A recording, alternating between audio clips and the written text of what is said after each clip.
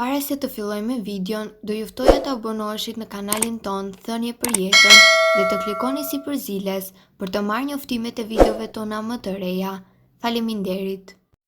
Vetëm disa orë para sulmit në zemër, trupi juaj jep këto shenja, mos i neglizhoni, mund t'ju kushtojnë jetën. Një sulm në zemër mund t'jeti frikshëm, por nëse i mësoni shenjat dhe hapat që duhet të ndërmerrni, mund të shpëtoni jetën duke përfshirë edhe tuajën. Sipas mjekëve, shumica e njerëzve që përjetojnë një atak në zemër, fillimisht përjetojnë disa nga simptomat që do t'i rendisim në këtë video. Dhimbje të gjoksit.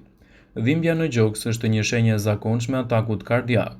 Mund të jetë pasojë e bllokimit ose uljes së qarkullimit të gjakut në zemër, por edhe një shenjë paralajmëruese që mund të ndodhë një atak në zemër. Kardiologu Jeffrey Chambers shpjegon se është një dhimbje që mund të shfaqet papritur dhe më pas të zhduket. Nëse dhimbja bëhet e vazhdueshme, kërkoni menjëherë ndihmën mjekësore. Nëse e bëni dhimbjen e vazhdueshme në gjoks për disa javë, ose muaj, ose ditë, nuk ka gjasa që shkaku të jetë një atak në zemër. Lodhja. Lodhja e pazakontë mund të jetë një tjetër shenjë një ataku në zemër, veçanërisht ndodhet së bashku me dhimbje të gjoksit. Rreth 2 në 3 persona që kanë një atak në zemër përjetojnë dhimbje gjoksi, gulçime ose lodhje dite ose javë para sulmit. Gjithashtu mund të keni edhe mungesë frymëmarrje. Mungesa e frymëmarrjes mund të jetë shenjë ataku në zemër, citon eksperti. Shpesh vjen nga pareatia në gjoks, por mund të shfaqet edhe nga përhapja e këtyre simptomave. Dhimbja në trup. Gjatë një sulmi në zemër, dhimbja që qëndron në gjoks mund të përhapet në shpinë, në nofull ose në krah. Ndonjëherë ndihet edhe dhimbje në zonën e stomakut, e cila mund të ngatrohet me dispepsin. Zakonisht është më e fortë dhe më e gjatë dhe nuk largohet pas pushimit ose marrjes së një qetësuesi. Nauzet. Të përzierat dhe të vjellat e pashpjegueshme nuk duhet të injorohen kurrë. Nëse zgjoheni të zhytur në djerse të ftohta me një ndjenjë të përzierë ose të vjellë, këto mund të jenë simptoma të gripit, por edhe të një ataku të heshtur në zemër. Nëse instinkti juaj thotë se është diçka serioze, dëgjoni dhe konsultohuni gjithmonë me mjekun tuaj. Sulmi në zemër ndodh kur një arterie koronare bllokohet plotësisht dhe furnizimi me oksigjen dhe substanca ushqyese ndërpritet. Pjesa e indit të miokardit që furnizohet me gjak përmes kësaj ene vdes pas një ataku kardiak ose mund të bëhet cikatrice. Por çfarë ndodh në rast të një ataku kardiak? Pasojat e një ataku kardiak, infarkti i njohur ose sulmi në zemër varet nga shtrirja e indit të shkaktuar në muskulin e zemrës dhe nga vendodhja e sulmit në zemër. Në shumicën e rasteve, gjysma e indit të zemrës është dëmtuar. Zemra nuk varet gjithashtu dhe mund të funksionojë më dobët. Rezultati është humbja e papritur e kardiakut ose shkaktuar nga ndalimi i zemrës, e cila është jo rigjeneruese. Nëse vëreni simptomat të cilat i përmendëm herët, atëherë duhet të bëni një konsult me mjekun. Sulmi në zemër është një gjendje kur ndodh një bllokim i menjëhershëm i arteries koronare, gjë që rezulton në humbje të furnizimit me gjak dhe humbje të muskulit të zemrës. Fajtori kryesor për atakun e zemrës është në të vërtetë mënyra e jetesës së njerëzve që shoqërohet edhe me konsumin e tepërt të ushqimeve jo të shëndetshme. Për më tepër, faktorët që mund të rrisin rrezikun e një sulmi në zemër janë obeziteti, tensioni i lartë i gjakut, niveli i lartë i kolesterolit në gjak, diabeti, pirja e duhanit, ushqimet e varfëra dhe historia familjare. Megjithatë, njerëzit mund të parandalojnë këto gjendje me anë të ndjekjes së shenjave të trupit, sepse simptomat e sulmit në zemër mund të vërehen edhe një muaj para tij. Në këtë video do të listojmë disa prej shenjave që trupi juaj jep në mënyrë që të paralajmërojë edhe një goditje në zemër. Presioni i gjakut. Dhimbja në gjoks ose ndonjë presion mund të sinjalizojë një atak në zemër. Në të vërtetë, kjo është një shenjë kryesore e kësaj gjendje. Ju gjithashtu mund të ndjeni dhimbje në pjesë të tjera të trupit, duke përfshirë në krah, në shpatulla dhe në shpinë. Vështirësi në frymëmarrje. Mushkëritë dhe zemra janë të lidhura drejt për së drejti dhe kështu kur shfaqet një problem për njerëzit nga këto organe, vuan gjithmonë edhe organi tjetër. Prandaj nëse një sulm në zemër do i afrohet mushkërive, nuk do të arrijë të merrni gjakun e nevojshëm, gjë që do të rezultojë në vështirësi në frymëmarrje. Dobësia e trupit. Nëse arteriet koronare janë të bllokuara, si në rastin e sulmit në zemër ose arterieve të tjera, furnizimi i gjakut në të gjithë trupin zvogëlohet. Kjo do të thotë se muskujt gjithashtu nuk marrin gjakun e duhur. Kjo rezulton në dobësi të trupit dhe dëmtime të muskujve. Marramendje. Kjo shenjë lidhet edhe me furnizimin dhe qarkullimin e gjakut, por sidomos me qarkullimin në tru. Ky organ kërkon rrjedhjen e duhur të gjakut në mënyrë që të funksionojë më mirë. Mungesa e rrjedhjes së gjakut në tru shkakton marramendje. Pra marramendja për shkak të funksionit të dëmtuar të trurit. Lodhja.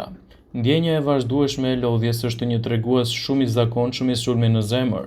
Në fakt, lodhja është rezultati i qarkullimit të gjakut të dobët dhe zvogëlon rrjedhjen e gjakut në zemër, e cila më pas shkakton dëmtime të funksioneve të zemrës.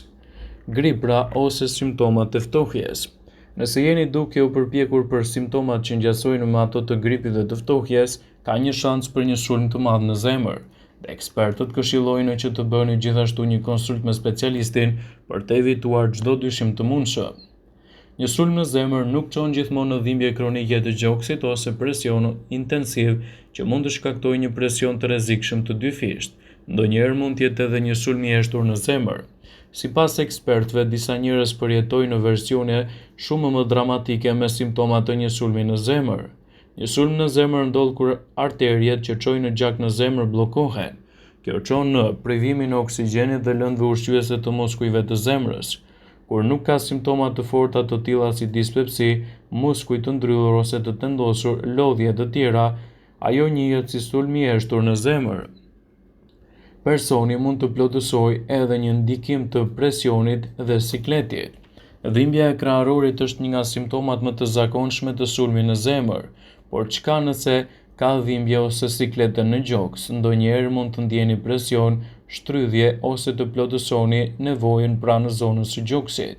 Kjo nuk është e zakontë për një sulm në zemër, por mund të jetë një nga shenjat e pazakonta të një sulmi të heshtur në zemër, dhe kërkohet gjithashtu një vëmendje e shtuar mjekësore nga mjeku përkatës. Nëse doni të parandaloni çdo shqetësim të mundshëm, që mund të vijë gjithashtu edhe me shenja të befta, duhet të konsultoheni me një mjek në mënyrë që të evitoni kështu edhe problematikën në të ardhmen. Pjesë të tjera të trupit gjithashtu mund t'i japin shenja.